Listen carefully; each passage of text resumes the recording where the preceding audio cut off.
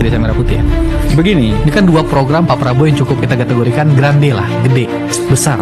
ya MBG ini begini, MBG ini harus bisa dibenahi. Ini juga ketua MBG yang baru nih, kepala MBG yang baru, jangan banyak omong-omong juga. Kerja dulu lah, nggak usah bikin statement ini, statement itu, kerja dulu. Kalau dia bilang sudah ada MBG yang kita tutup sekian ratus di mana, ya kan? Kabupaten mana, ini mana yang detail. Jangan main-main umum aja semuanya, global aja semuanya. Ya, jadi supaya menjawab persoalan kecurigaan dan ketidakpuasan itu jelas.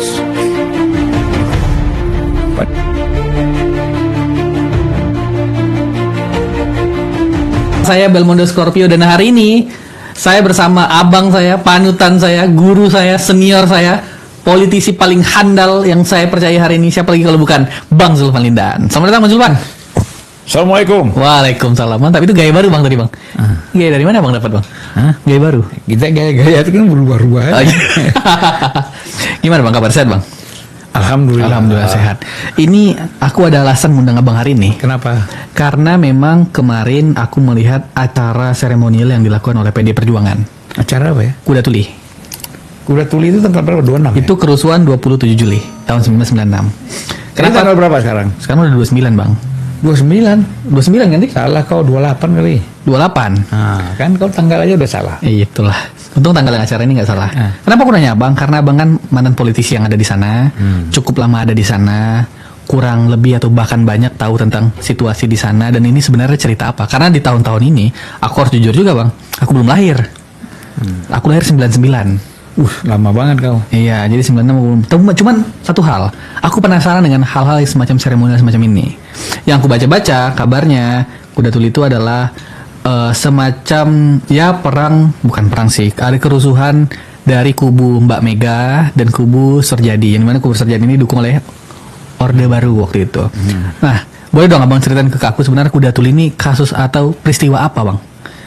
Iya, jadi kalau kita bicara Kuda Tuli itu kan kantor PDI, Partai Demokrasi Indonesia. Belum ada perjuangannya ya? Belum ada perjuangan. Oke. Ibu Mega masih anggota DPR dari PDI waktu itu kan. Abang udah di PDI belum itu? Nah, saya kan PDIP. Oke. Jadi belum ada PDI. Nah, belum ada PDIP. Nah, itu kan kemudian banyak para aktivis, kemudian termasuklah PRD dan gerakan-gerakan lain, ya kan? Itu mereka kumpulnya di kantor PDI itu. Gitu. Aktivis-aktivis ini siapa? Ya ada kayak Budiman Sujatmiko, Desmond, macam-macam lah kan. Oke. Waktu itu kan. Nah, berkumpul di kantor PDI gitu. Nah, Mbak Mega juga sering ke situ, orang dia anggota DPR dari PDI kan.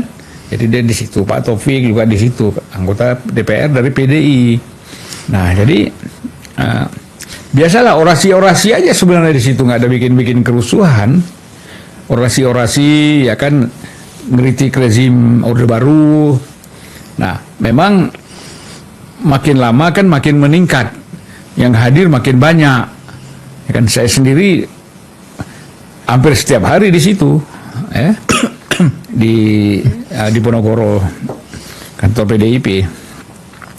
Nah, kemudian saya juga sempat membawa almarhum Pak Dahlan Ranuwiharjo, tokoh HMI, nggak tokoh main-main ini, tokoh HMI, bekas ketua umum PB HMI tahun 50-an, yang dekat dengan Bung Karno, bahkan sudah dianggap sebagai murid Bung Karno, berpidato juga di sana, ya kan. Nah, habis itu kan mau dipindah pergerakan, jadi bikin aktivitas juga di Jalan Proklamasi, Gedung Pola itu. Ada juga bikin di sana.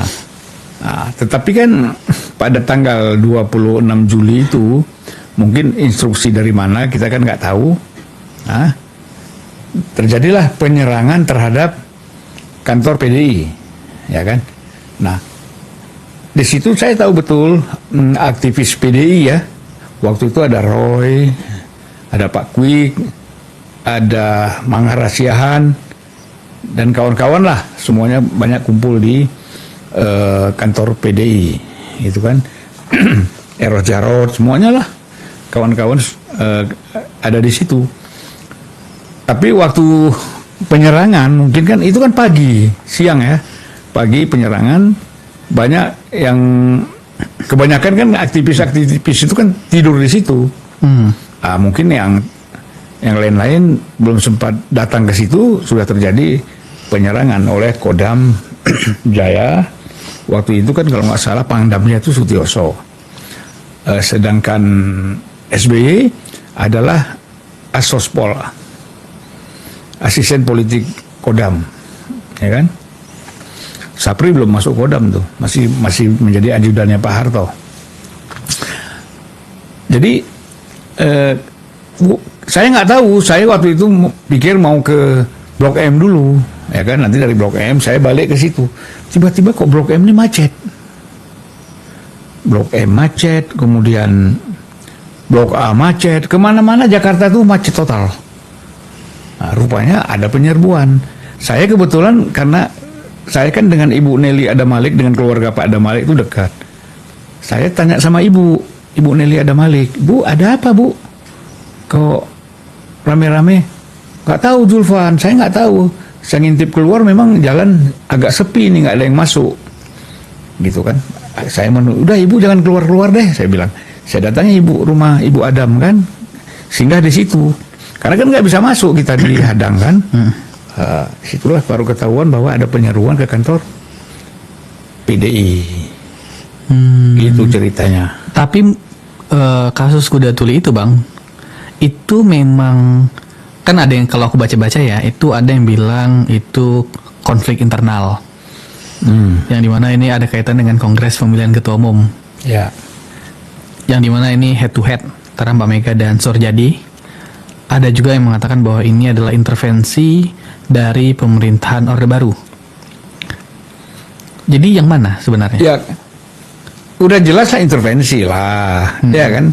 Artinya memang mereka Orde Baru itu tidak mau ketua PDIP itu dipimpin PDI ya dipimpin oleh Mega. Makanya kan Kongres Medan, ya kan, yang gagal kan kongresnya, kan pindah ke Surabaya. Waktu di Surabaya itu kan Mega menang, tapi kan tidak diakui oleh Soeharto, oleh rezim pada masa itu. Jadi kemudian mereka ingin tetap mempertahankan, bukan Suryadi waktu itu. Suryadi udah nggak ada lagi nih, udah ganti, saya lupa namanya siapa ya, yang menggantikan posisi Suryadi itu. Kalau abang lupa, apalagi aku nggak tahu pasti Bang. Nggak bisa kau cari ya. Bisa. Scrolling siapa ketua PDI pada masa 96 itu. Oke. Ya kan? Aduh, siapa namanya aku lupa. Anggap nanti kita munculkan namanya sebagai gambar ini mukanya. Zap. Nah. Ya. Nah, sebenarnya yang konflik itu adalah antara di dalam internal pemerintah. Oh. Ada yang dukung Suryadi di pemerintah. Saya nggak tahu Pak Beni itu dukung Suryadi atau dukung siapa. Mungkin dukung Suryadi. Yang Mendagri dukung yang satu lagi. Siapa namanya? Kau cari dah. Budi namanya, Budi. Tapi Budi apa saya lupa. Pemimpin PDI selain Sorjadi di era Bu Mega waktu itu konflik Kuda Tuli. Budi. Ya. Yang dukung Bu Mega siapa di pemerintahan? Oke, Budi Haryono. Kan tadi abang bilang di pemerintahan itu ada yang dukung Sorjadi, ada yang dukung Budi, yang dukung Bu Mega ada nggak? Nah, ganti dulu. Oke. Setelah itu kan terjadi kongres di Surabaya, ya kan? Jelas di sini kalau kita lihat Pak Beni kemudian bergeser, yaitu dia mendukung Beni Murdani, mendukung Megawati. Kenapa saya bilang mendukung Megawati? Karena waktu itu Hendro sebagai kalau nggak salah asisten Bais, Pak Agung Gumelar juga asisten Bais, itu mendukung di lapangan mendukung Mega. Sedangkan Kabaisnya kan Pak Beni sekaligus sebagai Panglima Abrinya kan Pak Beni. Bais kan di bawah Pak Beni, di bawah Panglima. Nah, jadi begitu. Dan posisi abang waktu itu cukup dekat ya sama.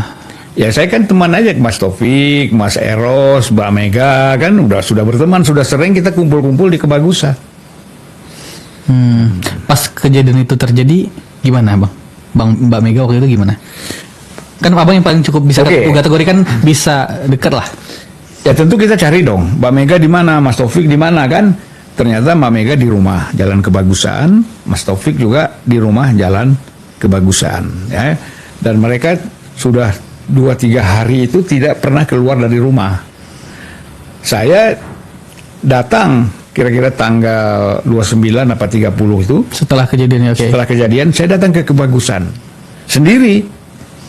Saya baru beli mobil waktu itu. Mobil pertama? Mobil pertama masih aktivis kan, beli mobil.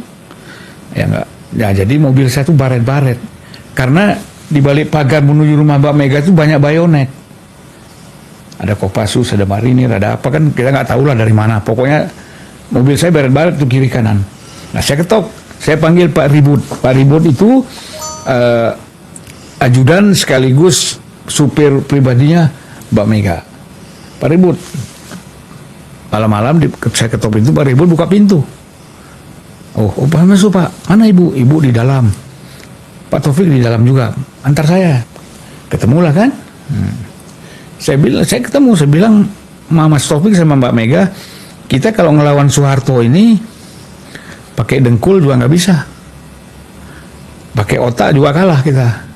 Orang dia intelnya banyak, pasukannya banyak, pakai dengkul apalagi senjatanya ada, kita nggak punya apa-apa. Jadi saran kamu apa? Kata Mas Taufik. Saran saya kita lawannya pakai hati. Bagaimana realisasinya pakai hati? Saya bilang besok malam Jumat depan kita baca Yasin, baca doa Kumail di Kebagusan. Jadi siapa yang ikut? Mbak Mega, Pak Taufik, saya.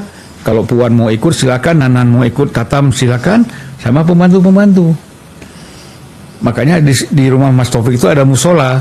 Memang mungkin karena sibuk politik mereka ini kan agak tidak terurus itu musola, karena banyak aktivitas di luar rumah kan. Kita bersihin, kita rapikan, maka mulailah baca Yasin dan doa malam Jumat di rumah Kebagusan. Malam Jumat kedua yang hadir mulai Pak Kwik, Roy Bebe Yanis, Pak Cipto, Sekjen waktu itu hadir. Ya. Kemudian malam ketiga, keempat seterusnya udah ribuan yang hadir. Udah mulai berani. Ya kan? Udah mulai berani. Nah, kemudian saat tibanya hall Bung Karno, saya bilang sama Bu Mega, Bu, Mbak lah kita saya panggil Mbak. Jadi hall Bung Karno tahun ini kita bikin bukan di Blitar, bikinnya adalah di Kebagusan. Izinnya bagaimana kata Mbak Mega? Izinnya saya urus. Pakai apa? Pakai organisasi. Saya punya organisasi namanya Aliansi Tasawuf Independen. Mantap. Itu beneran ada atau ada? Oh, ada. Disingkatnya ATI. ATI, Aliansi Tasawuf Independen. Mantap juga. Iya kan? Bikin. Jadi ya kita ajukan tidak keluar-keluar izinnya. Saya sudah konferensi pers dimuat oleh beberapa media kan, bahwa kita akan bikin hall di Kebagusan gitu. Jadi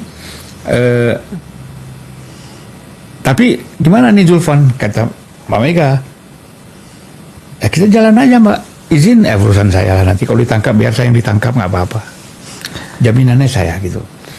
Lagi acara berlangsung udah banyak polisi kan, dan Kapolres di Jakarta Selatan itu udah kumpul. Karena penceramah pada malam itu Pak Said Agil Siraj tidak hadir, terpaksa saya harus menggantikan. Abang yang ceramah? Iya. Atas usul kawan-kawan lah, termasuk Pram, termasuk Heri Ahmadi, ya kan? Nah, saya ceramah. Ya saya bilang aja di situ, saya nggak bisa panjang-panjang ya, saya bilang. Sikit aja saya bilang. Kalau mau lihat ulama yang benar, tunggu di rumah ulama, maka pemerintah datang minta nasihat. Itu hadis loh. Nah, nanti diperdebatkan apakah hadis ini dhaif atau apa kan, itu debatkan kan gitu. Tapi kalau mau lihat ulama yang bersih, tunggu di rumah ulama, maka pejabat datang minta nasihat. Kalau mau lihat ulama su itu ulama yang istilah kasarnya itu karena jual diri ya. Tunggu di pintu istana, banyak mereka yang bawa proposal ke istana. Itu aja kata gampang. Nah, ulama itu di rumah. Jadi presiden, pejabat datang minta nasihat kepada ulama. Ya kan? Jangan ulama minta nasihat kepada presiden. Nggak cocok itu. Ya kan? Ilmunya lebih tinggi, masa minta nasihat pula. Itu isi ceramah abang. Ceramah. Saya nggak panjang-panjang, itu aja saya bilang. Udah selesai. Habis itu ada sambutan Arifin Panegoro, ada sambutan kawan-kawan kan. Saya nggak ikut lagi karena saya harus ngurus polisi ini soal izin. Saya bilang aja sama polisi waktu itu, Bapak kenal Bung Karno nggak? Ya kenal. Nah, ini kadang-kadang kiai kecil di kampung bikin acara hall aja Bapak nggak larang. Ini masa pendiri republik loh, hallnya mesti dilarang-larang. Ini kan pendiri republik, presiden pertama kita. Apa salahnya memperingati hari wafatnya, hallnya? Kan nggak ada masalah, kecuali kalau di sini mau berontak. Kalau ada yang memberontak, saya tangkap. Tak ada yang memberontak sini. Kita habis dibabat habis di Jalan Diponegoro 27 Juli, masa mau berontak lagi? Nggak usah khawatir lah, saya bilang.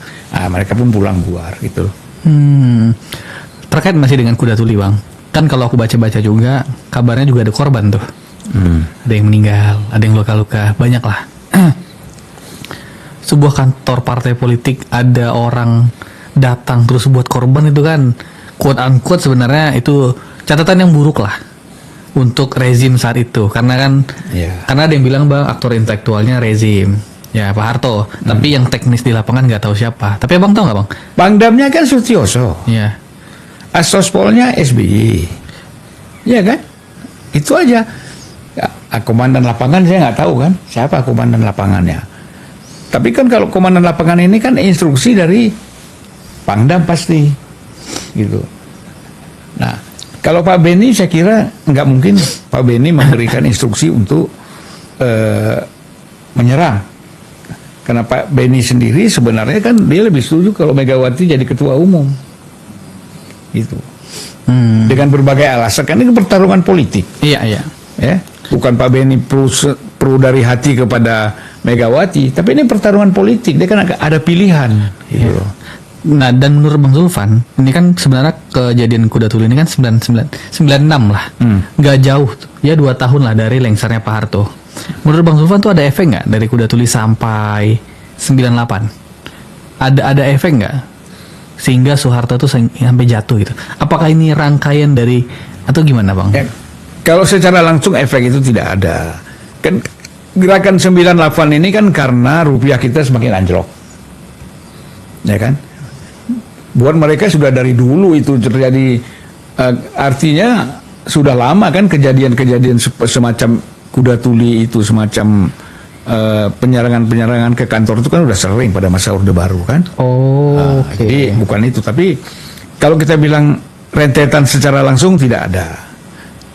Tapi kawan-kawan aktivis yang ada di Ponorogo itu kan ikut bergerak juga dalam 98. Ya kan, jadi secara tidak langsung ya memang tidak ada, tapi orang-orangnya tetap mereka juga ikut di dalam gerakan 98, ya kan. Nah, jadi Abang saat itu di mana Bang? Kapan? 98 ya? Ya di DPR lah saya sama kawan-kawan. Abang ikut turun juga ya? Turun lah. Saya terobos itu naik mobil ke dalam ke gedung DPR, saya parkir di situ. Baru jalan kaki ke Hotel Mulia, karena banyak yang kumpul di Hotel Mulia melihat-lihat kan. Yang elit-elit kan kumpulnya di Hotel Mulia. Ya kan. Kalau selesai acara udah jatuh rezim, baru dia jadi pahlawan kan. Padahal kumpulnya minum kopi di Hotel Mulia. Banyak itu. Tapi kan Abang ke Hotel Mulia juga tadi Bang? Ya saya mau lihat aja siapa. Mau lihat. Nggak ngopi saya. Oke, kan aku nggak tahu, makanya aku tanya, kan belum lahir. Ya. Jadi aku pengen tahu Bang Zulfan tuh ngapain kau tuh undang aku kalau kau belum lahir? Ya kan pengen tahu sejarah Bang. Oh ya. Kan penting untuk diketahui. Untuk karena aku tanya aja, masa nggak boleh? Boleh Bang, ya. Boleh. Kita kembali lagi ke PDI. Jadi PDI itu jadi perjuangannya kapan Bang?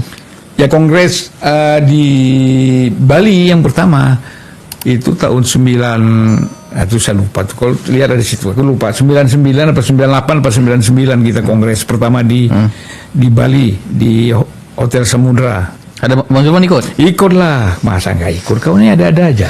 Karena aku nanya Bang. Iya kau, pertanyaan kau ini yang nggak jelas, seolah-olah kau melarikan diri. Aduh. Oh iya 10 Januari 99. 99 iya. Ya. Belum lahir juga aku nih. Belum. Oke. Ya kan? Terus gimana Bang dinamikanya saat itu? Oh, kalau di Kongres itu udah aman, kan nggak ada lagi rezim Orde Baru, kan udah nggak ada lagi. Mulai pertarungan di dalam, bukan merebut ketua umum. Ketua umum itu sudah pasti Mega. Tapi kan ada paksi-paksi nih, paksi PNI, paksi yang non PNI, terus Arifin Panegoro dan kawan-kawan dari luar lagi yang dibilang ini kosan, itu kan, itu konflik ramai itu untuk mencari posisi jabatan di dalam kepengurusan, gitu. Nah, Mas Taufik ini kan paling menjaga dengan ada yang dari luar keluarga besar PNI atau satu lagi Parkindo itu masuk di dalam kepengurusan. Jadi Arifin Panegoro termasuk lah, ya mungkin saya juga kan. Abang grupnya mana? Saya nggak ada, ngapain grup-grup? Semua kawan. Oke. Saya bisa ketemu Mbak Mega kapan saja, ketemu Mas Taufik kapan saja, ketemu Eros Jarod kapan saja kan. Jadi nggak usah kita grup-grup, ya kan? Bang, berarti kan tadi kan memang karena aku penasaran aja sedikit tentang kuda tuli, karena kemarin di seremonial kan dirayakan tabur bunga lah di kantor DPP PDI Perjuangan kan. Ternyata rangkaiannya dari 96, Soeharto jatuh 98, kemudian Kongres, Jadi PDI berdiri gitu-gitu. Dan abang kan ikut serta dalam perjalanan itu gitu. Iya, iya.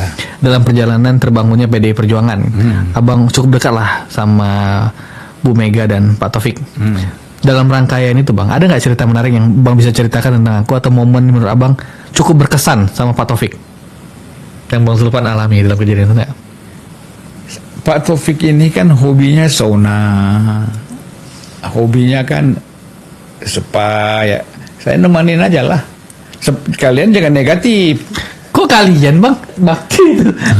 Kalau spa ini negatif, spa itu kan kesehatan. Oke. Ya, jadi sauna kan kita santai-santai aja sama Mas Taufik.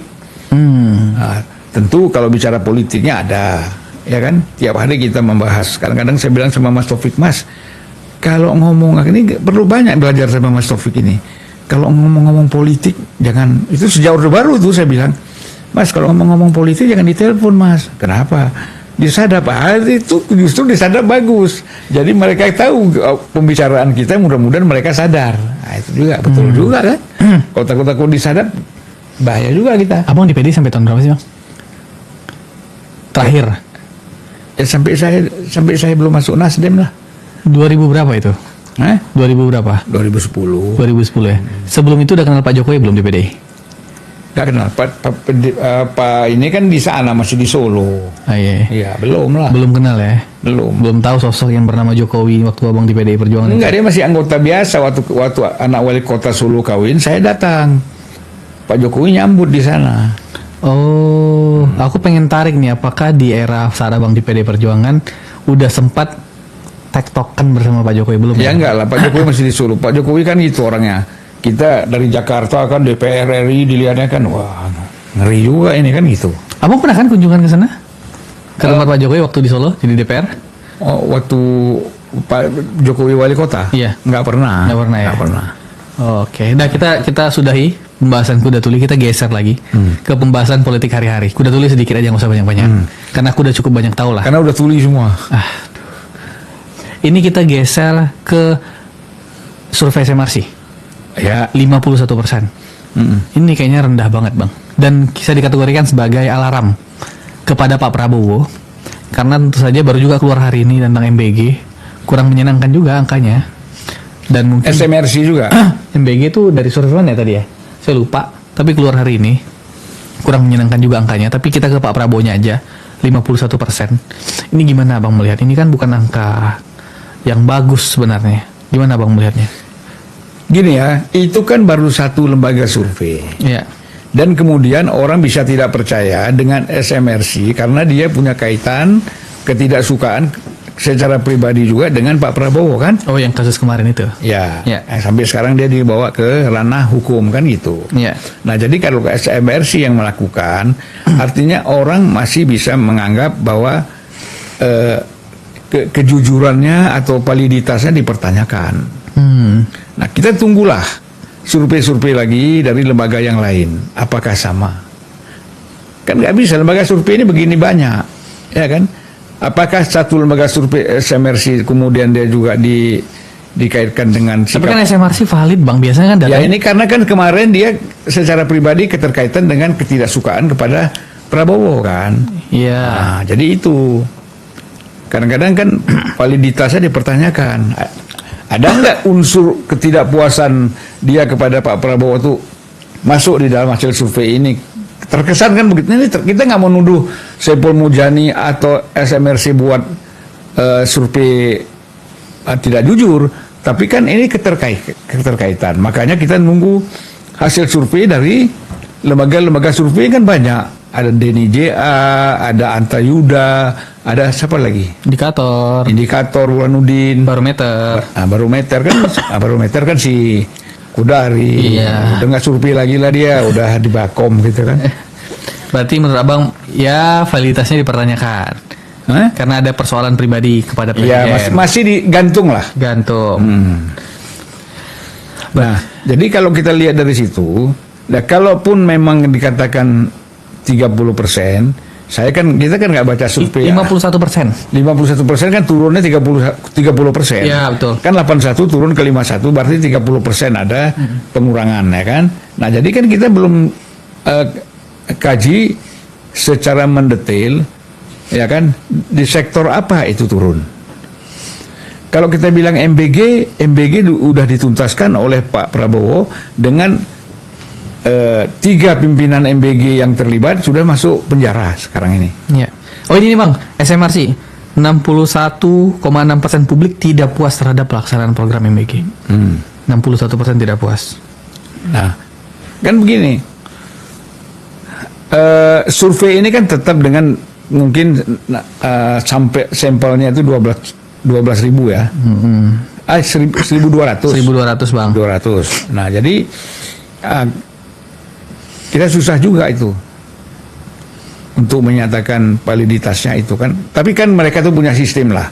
Ya, lembaga-lembaga survei itu punya sistem, punya metode yang mungkin mereka bisa mempertanggungjawabkan itu di persepi kan. Nah, Tapi emang optimis sama MBG sama KDMP. KDMP ini Koperasi Desa Merah Putih ya. begini, Ini kan 2 program Pak Prabowo yang cukup kita kategorikan grande lah, gede, besar. ya MBG ini begini, MBG ini harus bisa dibenahi. Ini juga ketua MBG yang baru nih, kepala MBG yang baru jangan banyak omong-omong juga. Kerja dulu lah, nggak usah bikin statement ini, statement itu, kerja dulu. Kalau dia bilang sudah ada MBG yang kita tutup sekian ratus di mana, ya kan? Kabupaten mana, ini mana yang detail. Jangan main-main umum aja semuanya, global aja semuanya. Ya. Jadi supaya menjawab persoalan kecurigaan dan ketidakpuasan itu jelas. Gitu. Pak Sudaryono ya. Sudarsono apa Sudaryono? Sudaryono. Nah, Sudaryono itu menjawab misalnya bahwa di kabupaten ini sekian kita tutup, kabupaten ini. Jadi jelas. Kalau global aja tidak dijelaskan kabupatennya mana, ada 800 sudah kita tutup, ada 1000 kita udah tutup, di mana? Dan kasusnya apa? Itu mesti jelas. Mungkin kasusnya dia belum berdiri kita tutup karena itu lain lagi persoalannya kan. Jadi nggak perlu dulu ngomong-ngomong. Begini ya, MBG itu sangat perlu. Dan di mana-mana negara kan, Cina, India, Brazil semuanya kan laksanakan itu program MBG. Cuman kita di sini pelaksanaannya kan kurang pas dan dilihat banyak penyimpangan-penyimpangan di dalam pelaksanaannya. Nah inilah bagaimana cara membenahinya itu. Nah jadi harus oke lah. Sekarang isu misalnya Sudaryono ini kan bekas ketua Gerindra Jawa Tengah, Wamen kan gitu. Mungkin orang tidak percaya lagi ya kan ini Gerindra. Lalu bagaimana dengan timnya? Timnya itu harus lebih luas, jangan hanya orang-orang yang eksklusif kan. Orang-orang yang memang mau bekerja buat saya aja mau. Kalau misalnya saya disuruh bantu membangun MBG, saya mau. Tapi kerja serius. Karena ini penting ini MBG ini. Gitu ya. Visi, kemudian semangat, program ini bagus. Namun kita lihat pelaksanaannya masih amburadul, masih ada yang nggak beres, masih ada ini, wajar kalau kemudian timbul ketidakpuasan. Nah ini yang harus kita perbaiki. Jadi gini, jangan MBG-nya yang kita bubarin, tapi pelaksanaan programnya yang harus dibenahi gitu loh. Pelaksanaan program MBG ini harus dibenahi. Orang-orangnya harus yang benar. Harus benar-benar di sini ada sisi pengabdian walaupun digaji. Ya kan? Kalau nggak ada jiwa pengabdian kepada rakyat, hancur ini MBG. Cari untung aja lagi nanti. Nah, ini kan kita tahu sendiri orang seperak 2 perak pun ada kesempatan diambil. Gitu. Bang Julpan, kan Bang Julpan tadi sampaikan kalau misalnya hasil survei terhadap Pak Prabowo yang dilakukan SMRC itu kita anggaplah masih gantung. Kalau kita beranggapan itu benar, kita anggaplah wah benar ternyata. Misalnya 51% benar ada angkanya. Kira-kira evaluasi, refleksi hal semacam apa yang harus dilakukan presiden dan timnya? Pertama, misalnya angkanya 51 ya. Pertama, anggota kabinetnya itu harus banyak yang direshuffle itu. Itu kan gitu, ketidakpuasan kepada Prabowo, kepada presiden, itu kan kinerjanya bukan kinerja presiden kan, kinerja menteri-menteri. Di bawah menteri ada dirjen, birokrasinya nggak benar. Nah, komandan birokrasi ini kan para menteri, makanya harus diseleksi. Menteri-menteri yang nggak bisa kerja, yang nggak beres, nggak bagus, diganti segera, jangan gantung-gantung. Ini udah 2 tahun loh. Oktober nanti itu 2 tahun pemerintahan Prabowo. Jadi menteri-menteri yang memang nggak becus, nggak jelas sekarang, gaungnya nggak ada, ya harus diganti. Jangan segan-segan, iya kan? Oke lah kalau ketua umum partai politik kan jadi Menku, ya kan? Jadi ini apa? Menteri-menteri yang koordinatif itu oke. Tapi kan anggota-anggota dari partai politik yang nggak becus, yang nggak bisa kerja, yang nggak benar, cuma nampang-nampang doang, itu harus diganti. Diganti dengan siapa? Dengan yang orang profesional, dengan orang yang mau kerja. Ya, itulah. Kita udah berapa presiden, masa kita nggak bisa belajar? Gitu. Itu yang pertama. Ada lagi nggak selain perombakan kabinet yang cukup ekstrim, ada lagi nggak bang? Misalnya 51% itu benar dan apa aja yang harus dilakukan Prabowo? 1, ganti kabinet, ada lagi nggak? Pertama, pengarahan presiden itu harus lebih jelas, iya kan? Sehingga tidak muncul lagi omon-omon. Presiden ini jangan terlalu banyak pidato lah, ya kan? Kurangin, kemudian tidak semua hal harus dipidatukan, ya kan? Lebih banyak diam, lebih bagus. Jadi kabinet ini kabinet bekerja, kadang-kadang gitu. Jadi presiden kalau mau pidato yang penting-penting aja. Tapi sebaliknya, saya katakan, kenapa presiden harus banyak ngomong? Karena kembali lagi, anggota kabinetnya banyak yang nggak becus, nggak kerja. Ya. Coba lihat, kita bisa cek lah. Ya kan, program perindustrian itu apa? Kalau program pertanian katanya ada kan, swasembada lah segala macam, oke. SDM soal soal minyak, tambang segala macam, oke, ada gaungnya lah, ada dengar bunyinya. Tapi yang lain bagaimana? Nah, itu kan harus dievaluasi. Ya. Jangan segan-segan, jangan lama-lama evaluasi. Tunggu ambruk dulu, baru evaluasi percuma. Itu alarm penting ya, untuk memperhatikan kabinet itu mana yang harusnya diganti segera dan jangan ditahan penyakit di dalamnya gitu ya. Kalau enggak 51% yang masih gantung. Kalau sakit perut segera buang, jangan sampai ngeden-ngeden nanti berat ya kan. Buang angin baunya setengah mati itu. Ya kan? Nah, iya betul. Kalau nahan sakit perut kan, kalau buang angin kan bau. Itu dari segi kabinet. Kalau dari segi program-program yang grande gimana bang? Kan masih ada KBG tadi kita bahas ya. KDMP.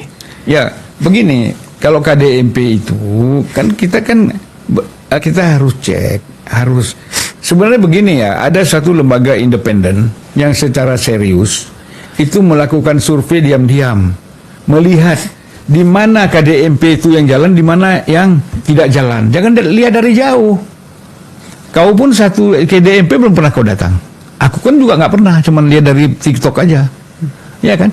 Kalau kita mau mengkritik KDMP ini, datang kabupaten mana misalnya, katakan provinsi Jawa Tengah, kita datang yang ada KDMP ini.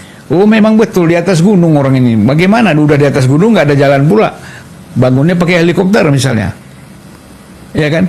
Nah, terus kita provinsi mana lagi? Gitu, itu baru benar. Tapi kalau kita banyak lihat dari nggak benar tapi dari TikTok. ya. Itu nggak benar kan? Jadi informasinya dari media sosial, bukan kita nggak percaya sama media sosial, tapi kan supaya valid, supaya tidak jadi perdebatan, supaya yang para pengkritik ini bisa dipertanggungjawabkan kritiknya gitu loh. Datang, kan bisa nggak usah datang semua Jawa Tengah, dilihat berapa yang nggak beres, ada isu nggak beres datang. Oh ini di TikTok atau YouTube mengatakan di daerah sini nggak benar, datang, benar nggak tuh? Seperti info yang disampaikan di TikTok, di Instagram, atau di YouTube, atau di Facebook misalnya, gitu. Jadi jangan sekarang enak aja kan orang gedung apa pula yang diambil di set begini, ini dibilanglah KDMP, ya kan? Jadi yang profesional sedikit lah, ya kan, gitu. Ini juga Bang, hitung-hitungan terkait dengan hitung-hitungan politik. Kita anggap lagi, kalau misalnya 51% itu benar, bukan angka gantung, misalnya. Ini kan mengancam elektoral 2029 kan Bang? Bahaya kan? Kepuasan orang terhadap Pak Prabowo itu kan kalau misalnya beneran rendah itu kan berbahaya kan? Apanya yang bahaya? Misalnya ada calon lain dan Pak Prabowo berpotensi Nggak kalah. bahaya lah, resiko lah. Sekira nggak ada yang bahaya kok. Itu resiko jadinya. Ya resiko. Kalau memang 51% ketidakpuasan itu benar, Ya.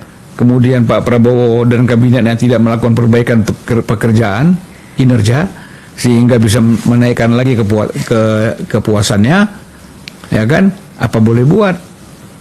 Kalau tetap tidak puas, rakyat ini kan nggak dipilih, ya kan?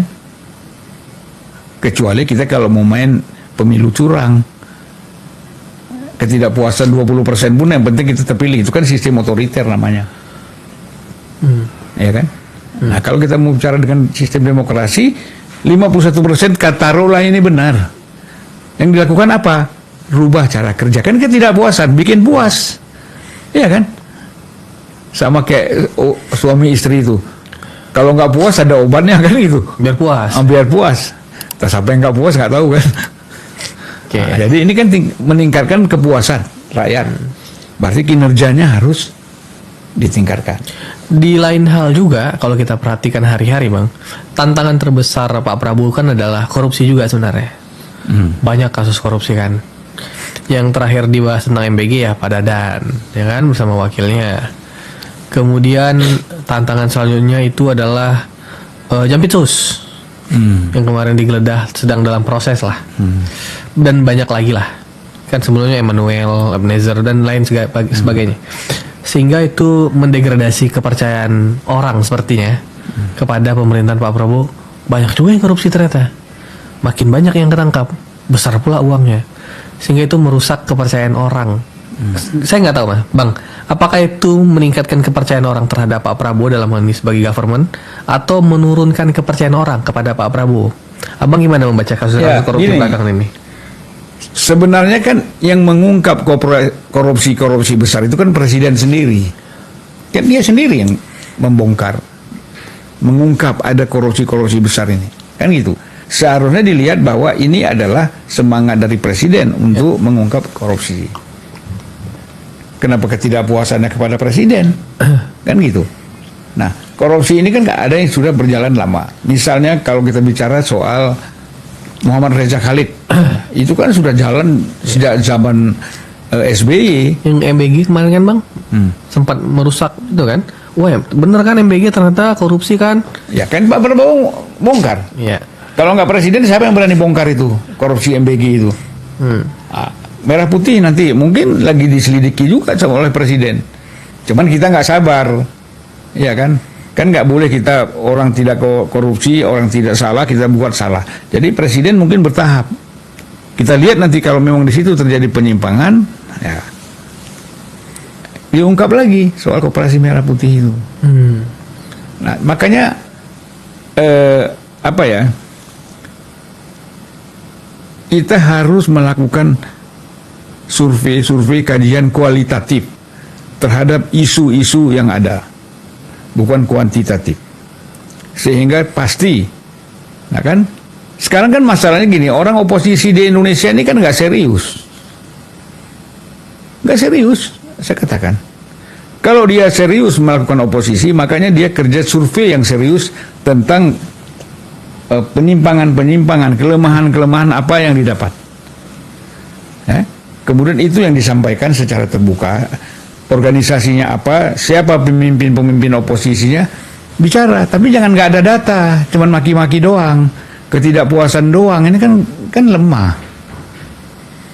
Kita nih hampir 2 tahun bicaranya ijazah Jokowi terus isunya. Kan masalah-masalah lain kan banyak. Harusnya itu yang diperhatikan oposisi. Iya. Yang dimana oposisi hari ini kita bisa sampaikan PD Perjuangan lagi oposisi gitu ya.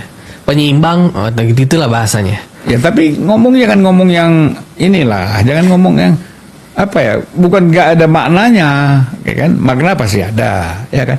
Tapi yang betul-betul menyangkut kehidupan rakyat, langsung menghidupkan rakyat. Rakyat miskin di mana, apa sebabnya segala macam diungkapkan. Jadi jaringan gerakannya itu nasional, kualitatif, dan bisa dipertanggungjawabkan, dan ada orangnya. Jangan sembunyi-sembunyi, gitu. Nanti oposisi diundang presiden ke istana, diundang presiden ke Hambalang, berubah lagi. Kan orang kecewa jadinya, kita cuma dijadikan alat aja ini. Dia oposisi setelah dia berhadapan dengan presiden berubah lagi. Perlu pemimpin oposisi yang tegas. Bukan berarti harus menjatuhkan presiden, bukan. Memberi masukan sebagai perimbangan, kemudian merubah keadaan menjadi lebih baik. Gitu. Itu yang harusnya dilakukan. Iya, ini oposisi selalu, kita menjatuhkan presiden. Di kesannya ini kan ada kepentingan. Gitu. Bagaimana membuat presiden mengambil satu keputusan harus berpihak kepada kepentingan rakyat, iya kan? Walaupun dia masih presiden, tapi dikontrol, dijaga. Kalau enggak jatuh loh presiden, gitu loh. Ini kalau kabinet ini masih dipertahankan, presiden bisa jatuh nih, iya kan? Gitu. Makanya usulan Bang Zulfan ya diganti lah. Ya nggak benar diganti lah, tidak semua kan. Ya, kesian juga Pak Prabowo-nya kesian juga ya. Kan tidak semua anggota kabinet itu kerjanya buruk, tapi yang buruk-buruk yang kerjanya nggak baik yang diganti. Banding jadi beban ya. Kita pertanyaan-pertanyaan terakhir lah tentang Jokowi dulu Bang. Tentu isu yang menarik dan selalu aku tanyakan kalau memang Bang Zulfan hadir di Retorika Show. Ntar lagi mau ke NTT lagi kabarnya. Kan habis Lampung, NTT apa gitu kan? NTT Jawa Barat. Jawa Barat apa? Gimana Bang Zulfan? Ini Pak Jokowi bakal turun lagi nih. Nih pasti akan ada ledakan massa yang cukup besar lagi kan? Mendukung, mensupport, membersamai. Ya, Pak Jokowi itu mengambil NTT karena di NTT itu pendukung Pak Jokowi banyak sekali, besar sekali pendukung Pak Jokowi di NTT, ya. Dan kemudian saya kira Pak Jokowi ini kan mau jadi ketua umum PSI. Dia perlu menegaskan posisi dia di mana, positioningnya, ya kan? Nah, jadi kalau sudah mengambil posisi itu kan, dia bisa take off kan gitu. Di mana dia akan melangkah selanjutnya. Nah jadi kenapa NTT? Karena NTT memang besar. Di sana pendukung Pak Jokowi. Kedua, daerah itu memang miskin banget. Masih banyak daerah miskin di NTT. Kalau nggak salah saya nomor 1. Nomor 2 itu Aceh. Nomor 3 Maluku kalau nggak salah, tingkat kemiskinan yang besar-besar tuh di sana. Pak Jokowi datang ke sana tuh logik aja. Sekaligus nanti mungkin ada ditemukan ketimpangan ekonomi di sana kan. Pak Jokowi kan gampang ketemu presiden. Telepon aja pagi, sore udah terima tuh. Pak, saya mau menghadap nih, mau ketemu. Ya kan, gimana caranya? Datang apa mau disampaikan? Ini di NTT ada begini loh. Di Jawa Barat ada begini Pak, yang saya temukan. Bagaimana? Langkah-langkah selanjutnya harus kita beresi bersama. Dari eksternalnya adalah Pak Jokowi, internalnya Pak Prabowo dengan tim kabinet dan lain-lain. Jadi jangan selalu kita muak juga kita lihat, curiga aja kan. Jokowi ke NTT curiga lagi, Jokowi ke Jawa Barat curiga lagi. Kenapa curiga? Iya kan, harusnya dilihat positifnya apa dia datang ke sana, membantu masyarakat atau enggak. Oh ada efek kemudian ini untuk Gibran, untuk PSI, itu kan biasa, namanya manusia politik kan macam-macam gitu loh. Ya kan? Abang ikut nggak ke NTT, Bang? Enggak lah. Kan jangan kita ganggu Pak Jokowi lah, gitu. Jadi itu sebenarnya ya langkah biasa dan memang Pak Jokowi bakal turun ke sana ya. Ya. Bakal membersamai warga yang ada di sana ya. Ya, kemudian apakah itu Gibran atau apakah itu PSI-nya mendapat kepuasan dari masyarakat, ya apa boleh buat lah. Terakhir, Bang. Terakhir terus. Sabar bentar, ini kepikiran karena Abang tadi menyinggung Gibran. Gimana positioning Gibran hari ini, Bang? Biasa aja lah, nggak ada apa-apa. Jangan kita kalau ikutin berita-berita kan capek kita. Saya kira nggak ada apa-apa, nggak ada masalah. Apa masalahnya? Itu loh. Banyak orang bilang, oh ini udah mulai istana ambil garis jarak, so, presiden berjarak dengan Gibran makin lebar. Nggak ada itu, nggak ada. Saya yakin nggak ada. Saya yakin nggak ada. Ini semua keadaan baik-baik aja ya. Baik-baik aja. Oke, terima kasih banyak Bang Zulfan Lindan atas diskusinya hari ini. Sehat selalu Bang Zulfan, panjang umur, rezeki makin nambah. Alhamdulillah. Alhamdulillah. Dan terima kasih pemirsa Retorika Show. Sampai jumpa.